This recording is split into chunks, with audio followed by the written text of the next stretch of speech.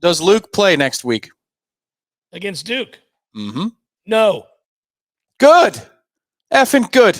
Thank you. We got some yards there. Thank you. That's the first down. We followed up a first down with a first down. It's first down again. But Okay. You can make it second down on your questions. Well, the second on my play sheet. Yeah. Do we break out the Wildcat on the road at Duke? Yes or no? No. Ooh, really? Now, it sounds like Mike was willing to make some material changes. I would imagine that would include a little bit of Wildcat, no? I think they're going to incorporate Brock's legs instead. They'll run him quite a bit. I think they're going to show a willingness to do that. I think he'll be encouraged to keep on those read options. If it, obviously that's a sight thing. You got to read it. But if he does and it's available and he can take advantage of it, I think he will. I think the reluctance not to do the Wildcat has had somewhat to do with this offensive line and the inconsistencies there. So I don't know. Maybe he does. I could be wrong on this, but I can't imagine if he thought that was going to help, he wouldn't have incorporated it before now. Sweet Jesus. Well, I mean, look, you just want to call traditional runs instead where the numbers aren't more to your advantage? No, I think you want to, again, incorporate a mobile quarterback into, creating and changing the math. You just run into a brick wall on 2nd and 10. Third down in either the Duke or the North Carolina game. Does Florida State meet or exceed 24 offensive points? Yes. In one of those games, they will. Probably the North Carolina game. But I'll say yes to that. I do think we're going to see a more productive offense in the second half of the season with Brock at quarterback and with Mike's willingness to open it up and change some things. I do believe coming out of the bye, he'll have an opportunity to implement some things that are different than we've seen.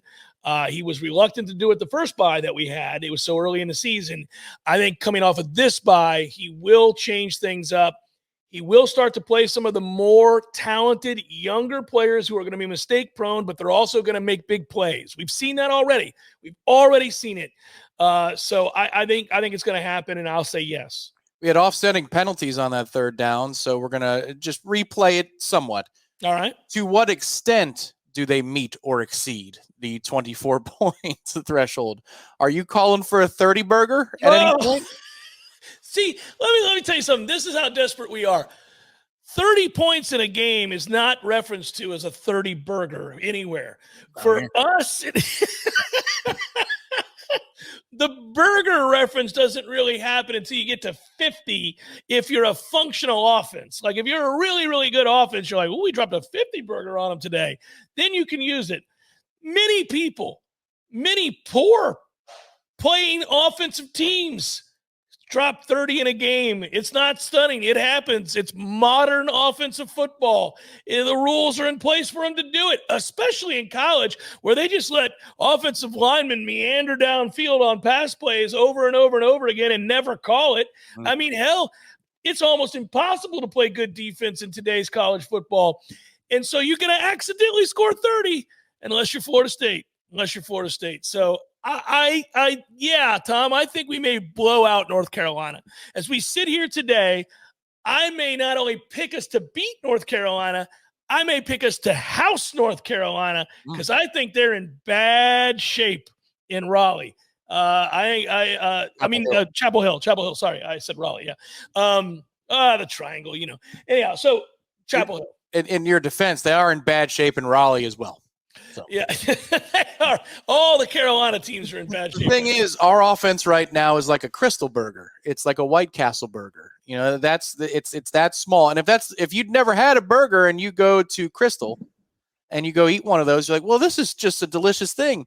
And you don't realize that you could go to a place like, Gordo's and go get the chorizo sliders, the chorizo beef sliders. Or do you go get a burger at Corner Pocket, which that gets lost in the shuffle because the menu's really good. Their burgers are outstanding. That is what an offense normally looks like. But to us, we just want a singular Crystal burger, and that's what 30 is. I keep thinking about the fact that the Beastie Boys once sang White Castle fries only come in one size, and it just makes me smile every time. Just picture one of them writing that lyric out and thinking, that's really good. That's well done. Sorry. That's fine. It's fourth down. This is a tough one because it's a little edgy, this question, but I know you're shy away from edgy. Over under 1.5 firings before the Florida game.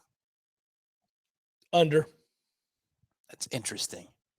The reason I asked that question is because the signing period is the Wednesday after the Florida game.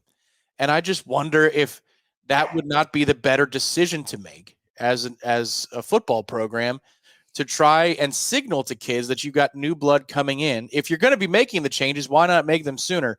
Because the signing period is between the 12th game of the season and conference championship week. So that would be my question. I don't know what the answer is to this quandary. I really don't. I've never been of the mindset that you need to fire people in season. I know it's the last game of the season you're talking about. I don't feel like it's ever been a good idea to do that. I don't think Mike wants to do that, by the way. But you're right. It's a new day of college football. It's the dawn of a different era, and these changes have really forced the hand of a lot of programs and coaches and to do things they wouldn't want to do. And so I'm with you on that. It's not any inside knowledge whatsoever. But I look at the map of what is to come. And I see that we have the game against North Carolina, where you say there might be a 30 burger. That's wonderful. On the second, then you travel up to Chicago, take a bus to the dump of a town, Notre Dame on the 9th. Then there's a bye week on the 16th.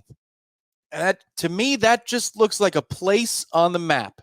If you were going to announce changes, maybe secure a hire or two, and make a little flippity-do for the offseason, you have the bye week followed by a pushover opponent. Yes, and your rival, but you could prepare for a couple of weeks for that rival. You're not going to a bowl game, and then you have the signing period on the 4th.